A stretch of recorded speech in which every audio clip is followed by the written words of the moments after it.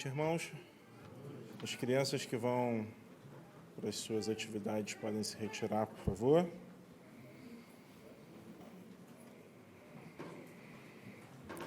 Eu peço a você que abra a sua Bíblia em Mateus 27. Evangelho de Mateus, capítulo 27. Obrigado. Aqueles que estão anotando, principalmente as crianças, o título da mensagem é O Triunfo da Providência Divina.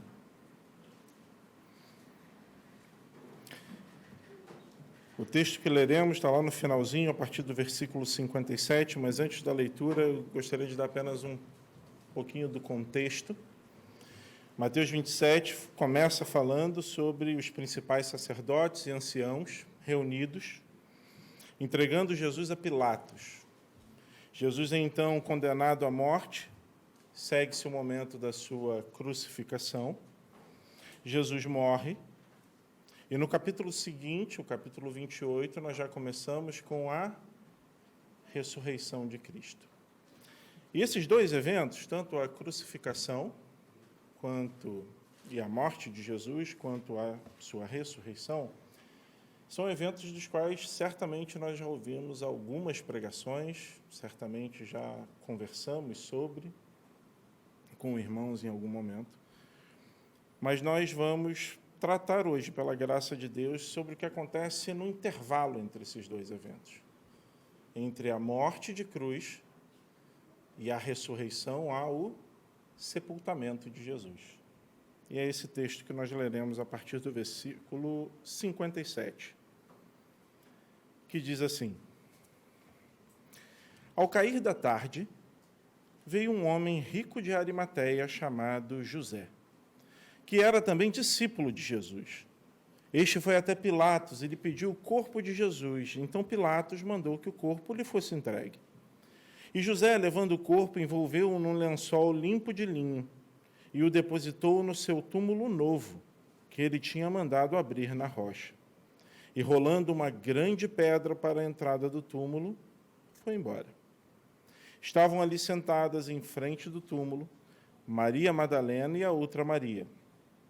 No dia seguinte, que é o dia depois da preparação, os principais sacerdotes e os fariseus se reuniram com Pilatos e lhe disseram: Senhor, nós lembramos que aquele enganador, enquanto vivia, disse: depois de 3 dias ressuscitarei.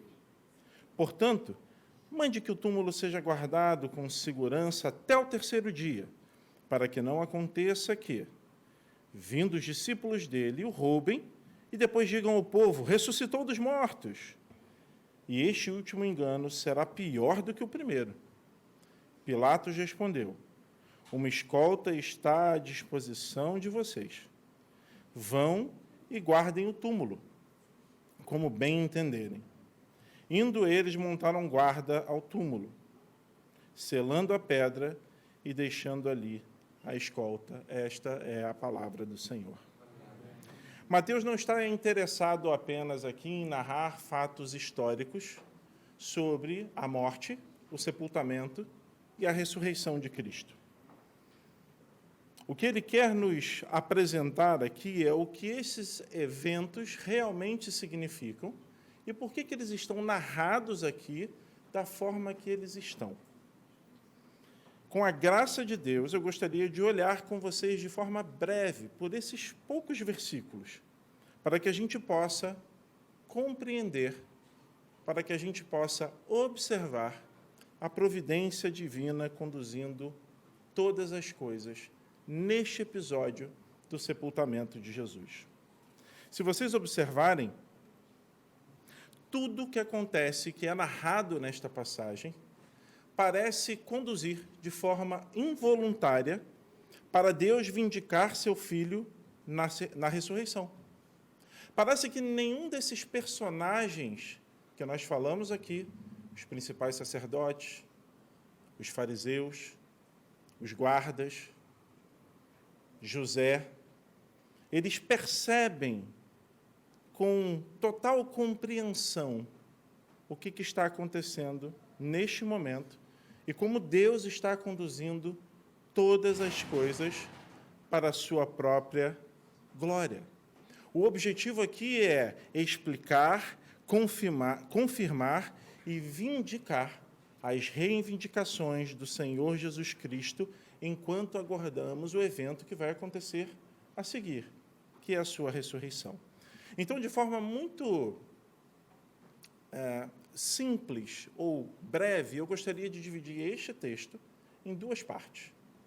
Primeiro, do versículo 57 ao versículo 61, que nós vamos olhar para um dos personagens, e esse personagem é José de Arimateia.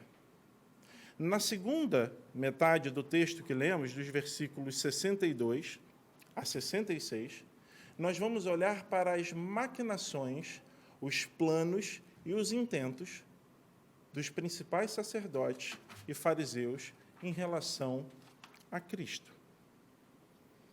Então, vamos para a primeira metade, versículos 57 a 61. E o que nós vemos aqui? Nós vemos, primeiro, algo que deveria nos surpreender. E por que deveria nos surpreender? Porque surge um personagem aqui do qual a gente não sabe muita coisa. Quem é José de Arimateia? Quem é este personagem que surge aqui no momento do sepultamento de Cristo? Por que José de Arimateia aparece aqui e não os 11 discípulos? Por que José? A narrativa que lemos apresenta José em lugar dos discípulos que não estavam ali presentes. Se nós olharmos para os discípulos de João Batista, o que aconteceu quando se seguiu a morte de João? Vocês lembram? A Bíblia diz que os discípulos de João Batista, logo que souberam que ele havia sido decapitado na prisão, isso está em Marcos 6, 29, eles vieram, levaram o corpo e o colocaram num túmulo. Os discípulos de João Batista tiveram lealdade, tiveram devoção e, francamente, coragem suficiente para se apresentar, recolher o corpo e proceder com tudo que era necessário. E certamente havia, ou deve haver em nós, ao ler esse relato, a mesma expectativa em relação aos discípulos de Cristo. Afinal de contas, ele era o Senhor. Afinal de contas, ele era o Filho de Deus. Mas não são os discípulos, esses 11, os mais próximos, que estão ali. Não são eles que demonstram bravura semelhante, não são eles que demonstram disponibilidade semelhante, mas um desconhecido até aqui. Deus, em sua providência, está lançando aqui as bases, tanto para o evento, quanto para a doutrina da ressurreição. E esse evento e a doutrina da ressurreição passam por um testemunho. Mas um testemunho que não seria apenas dos seus discípulos, desse círculo íntimo, desse círculo mais próximo, mas seria também de pessoas que não eram seus discípulos, mas até mesmo dos inimigos da cruz, como nós veremos na segunda parte do texto. Mas vamos voltar a José. José veio e ele fez uma pergunta a Pilatos. O que ele pediu? Ele pediu o corpo de Jesus. Mas repare, uma característica é dita aqui sobre José. É dito que José era rico. José era rico. Guarda essa informação. Ele vai, então, pede o corpo, e o que acontece? Talvez não nos surpreenda, porque a gente já leu esse texto algumas vezes, e a gente pode passar batido por isso. Mas ele vai, na hora avançada do dia, e reivindica o corpo de Jesus ao governador. Ele não estava pedindo a uma pessoa qualquer. Ele estava se apresentando ao governador, alguém que tinha importância política naquela região. E não é simples você bater a porta de uma autoridade e simplesmente pedir o corpo de alguém. Ele vai lá e pede, ele é recebido por Pilatos, E Pilatos faz o quê? O autoriza. Não haviam muitos seguidores ricos de Jesus naquela época. Mas este homem, José, ele era rico, ele era proeminente, ele era influente, e ele conseguiu um encontro com Pilatos e recebeu o corpo de Jesus. As chances disso acontecer nos dias de hoje, de você ser recebido por uma autoridade e ter o seu pedido atendido, são mínimas. Naquela época também, a não ser que você tivesse alguma influência naquela comunidade. Nós sabemos também, pelo relato de João, que José era um discípulo secreto. O texto de João diz assim: depois disso, José de Arimateia, que era discípulo de Jesus, ainda que em segredo, porque tinha medo dos judeus. Isso está lá em João, capítulo 19, versículo 38, na parte A do versículo. Então, assim como Nicodemos, José era um discípulo de Jesus em segredo. Ele era um líder e professor proeminente em Israel e que não havia ainda declarado abertamente a sua lealdade, a sua fidelidade ao senhorio de Cristo. Isso talvez traga mais luz para a atitude de José. Porque se você fosse reconhecido entre aqueles, esse é aquele que anda com Jesus, tal, isso talvez não fosse tão assustador. Mas José era um discípulo secreto, ninguém sabia. Ele era membro do Sinédrio, a mais alta corte judaica. Mas ainda assim, ele se apresenta e pede o corpo daquele homem. E ele pede um corpo de um homem que foi condenado e executado como traidor. O ponto é o seguinte: José tinha muito mais a perder do que a ganhar ao se apresentar e reivindicar o corpo de Jesus para que fosse sepultado. Mas se nós nos lembrarmos de Isaías, o registro de Isaías 53 mostra que essa descrição breve, mas precisa, que nós temos de José, como alguém que era rico e proeminente naquela comunidade, cumpre a palavra de Isaías 53, 9, que diz assim: designaram-lhe a sepultura com os ímpios, mas com o rico esteve na sua morte, embora não tivesse feito injustiça e nenhum engano fosse encontrado em sua boca. Agora me permitam abrir um parênteses aqui e pensar com vocês sobre um diálogo que pode ter acontecido na casa de José. José era casado, e nós sabemos disso porque, para ser membro do Sinédrio, obrigatoriamente você deveria ser casado. E imagina José falando para sua esposa o seguinte: minha querida esposa, sexta-feira, você sabe o que aconteceu? Eu preciso sair agora de casa para buscar o corpo dele, e eu vou sepultá-lo no túmulo da nossa família. Eu não estou dizendo que esse diálogo aconteceu, estou pedindo que a gente exercite a nossa imaginação. E a esposa de José pode ter chegado para ele e falado assim: você está maluco? José, nós somos ricos, José. Você é membro do Sinédrio. Os nossos filhos, como os nossos filhos vão voltar a frequentar a sinagoga se você fizer isso, meu filho? Você não pode fazer uma loucura dessas. Você fazendo isso, você está se identificando com ele. Você está se identificando com um traidor. Você colocará em risco toda a riqueza da nossa família. Você pode até ser expulso da sinagoga. Não faça isso. Você pode perder o seu status. Você será removido do Sinédrio.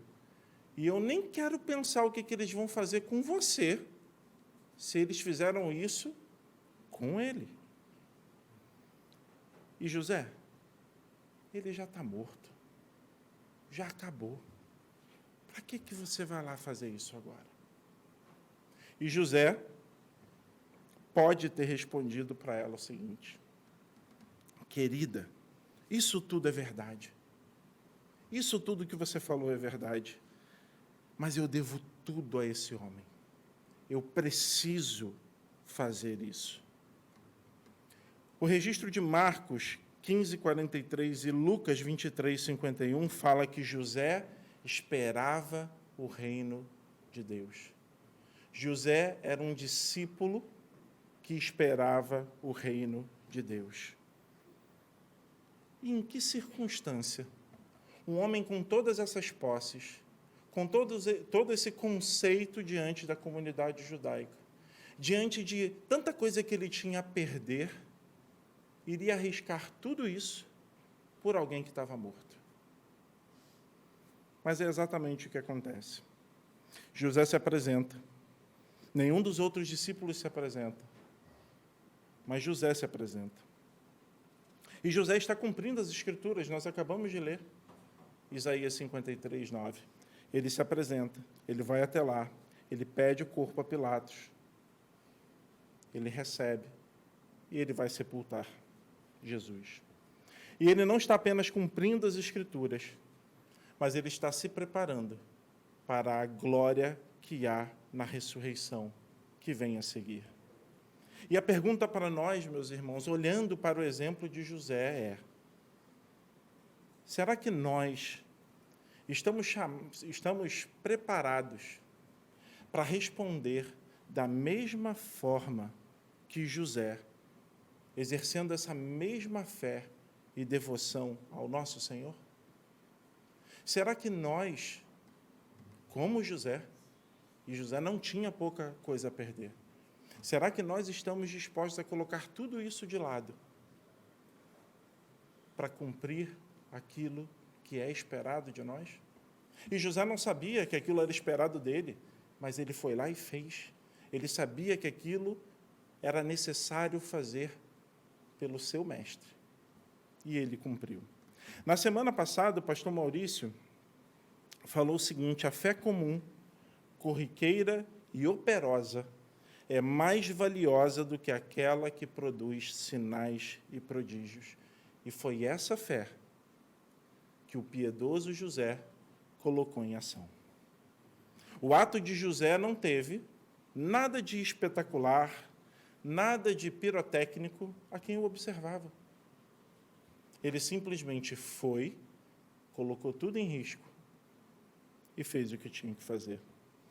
Ele fez o que precisava ser feito, e isso acabou sendo absolutamente crucial para o cumprimento do decreto de Deus.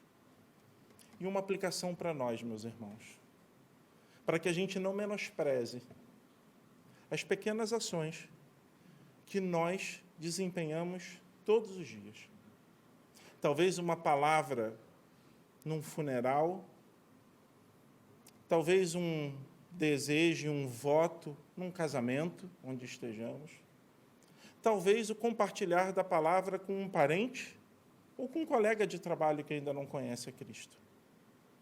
Deus pode usar aquele momento para transformar a vida daquela pessoa para a eternidade. E José foi um elo no que levou à ressurreição de Cristo. Nós nunca devemos subestimar como a nossa fidelidade pode ser usada na providência de Deus. Nos versículos 57 a 61, através de José, Deus está agindo em sua amorosa providência. Enquanto os inimigos ainda triunfam sobre o Senhor em sua crucificação, celebrando a sua morte, Deus está agindo.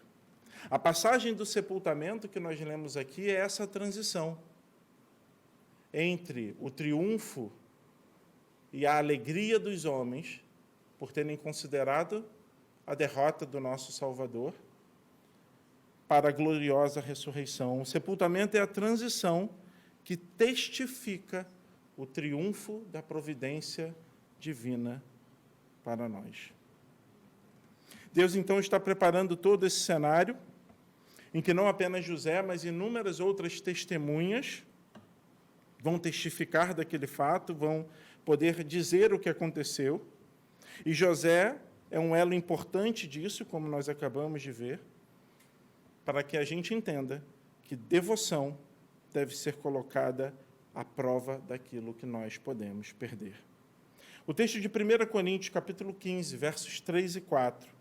Antes de tudo, entreguei a vocês o que também recebi, que Cristo morreu pelos nossos pecados, segundo as Escrituras, e que foi sepultado e ressuscitou ao terceiro dia, segundo as Escrituras.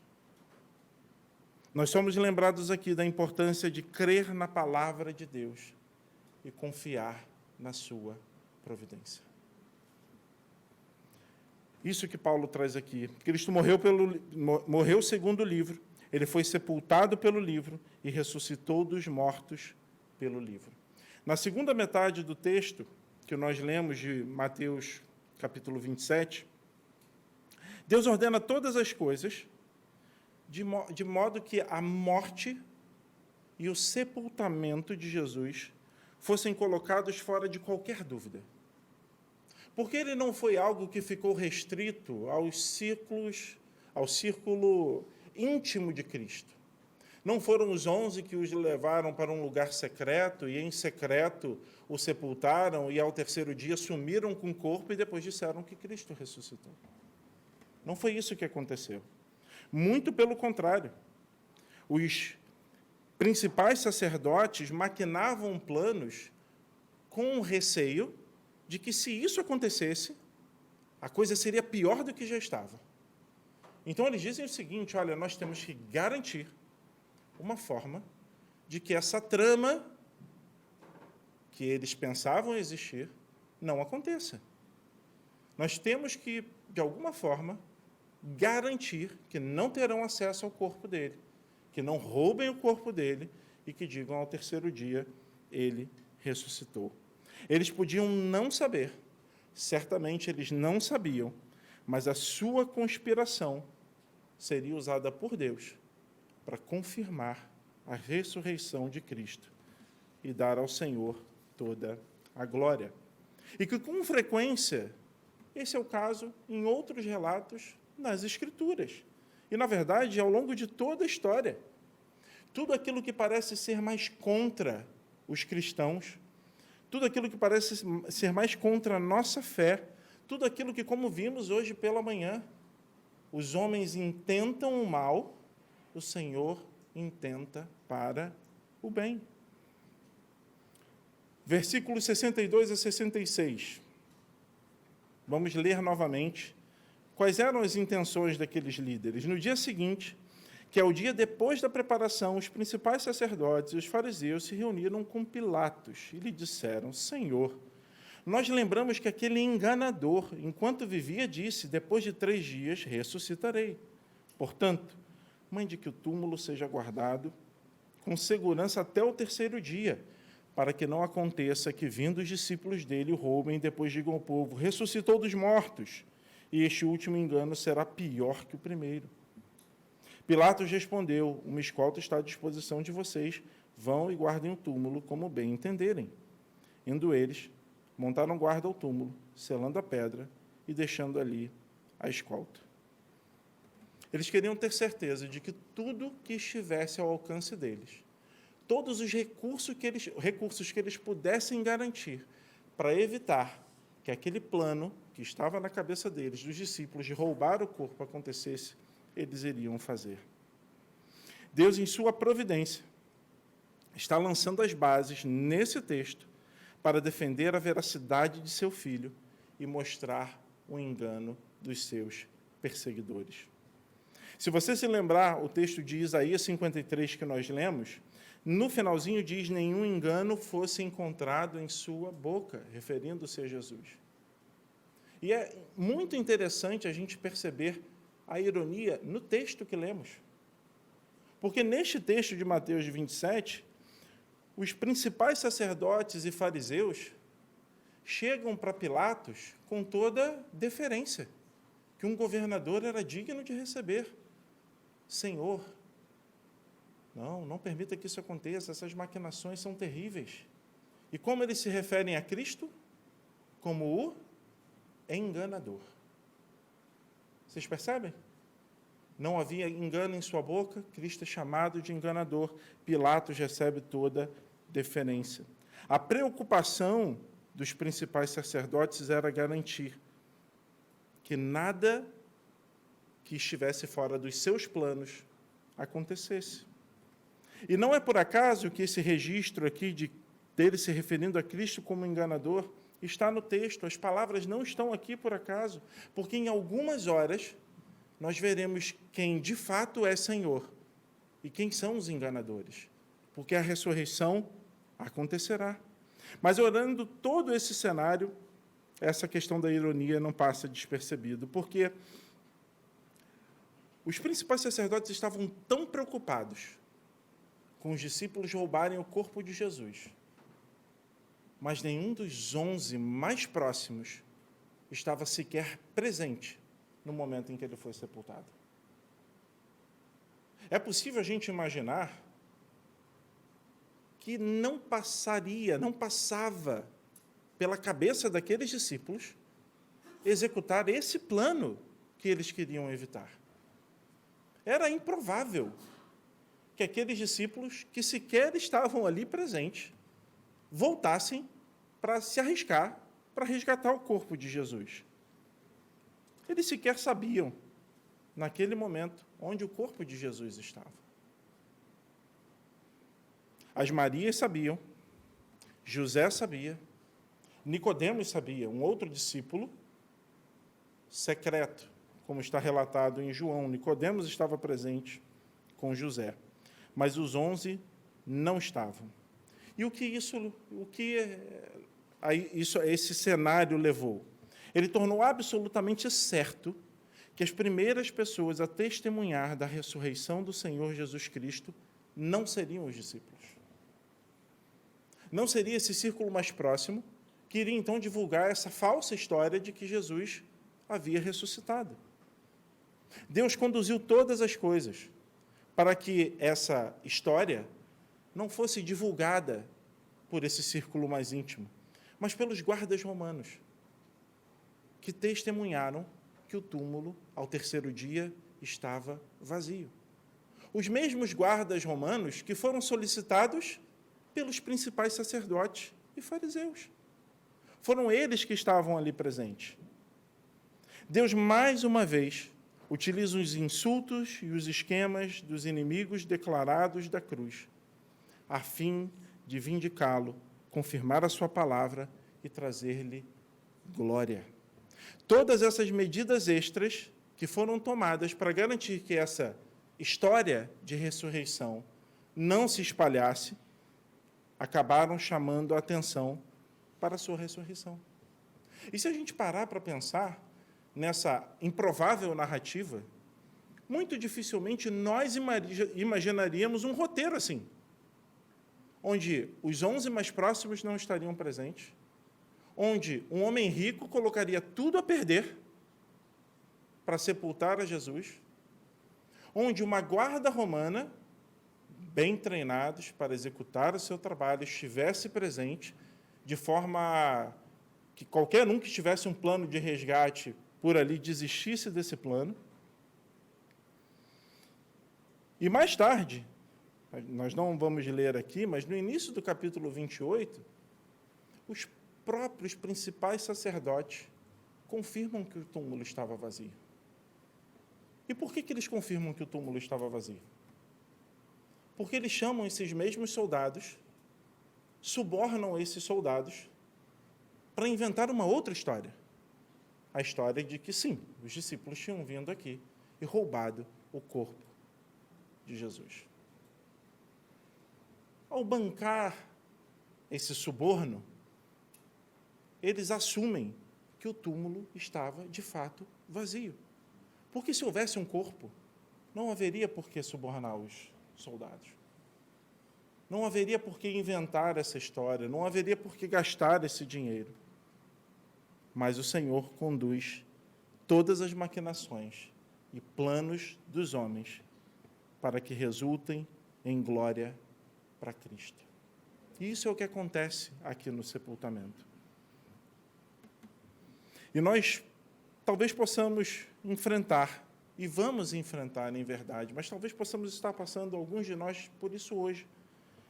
Alguns momentos das nossas vidas em que nós somos tentados a duvidar da providência divina. Isso pode acontecer. Algumas noites escuras da alma, em que nós somos confrontados a crer e confiar em que o Senhor está, de fato, com sua mão poderosa e bondosa e com propósito, conduzindo todas as coisas. Que nós possamos seguir apegados à palavra.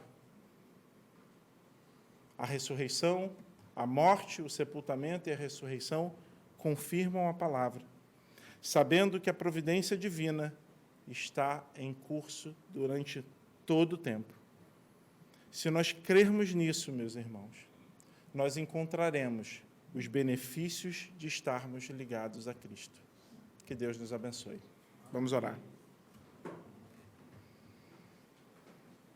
Pai, esta é a Tua palavra, Senhor, e oramos para que hoje, ao considerá-la, o Senhor não apenas nos permita acreditar naquele que foi crucificado, morto e sepultado, mas que chegamos com corações incrédulos, duvidosos ou céticos, e o Senhor nos lembra novamente, através da própria verdade da Tua palavra, da realidade desses eventos, e como o Senhor os conduz para que o Teu nome seja glorificado, para que o Teu nome seja exaltado, Pai. Ajuda-nos a entender isso melhor e a confiarmos em Ti. Assim te pedimos, em nome de Jesus. Amém.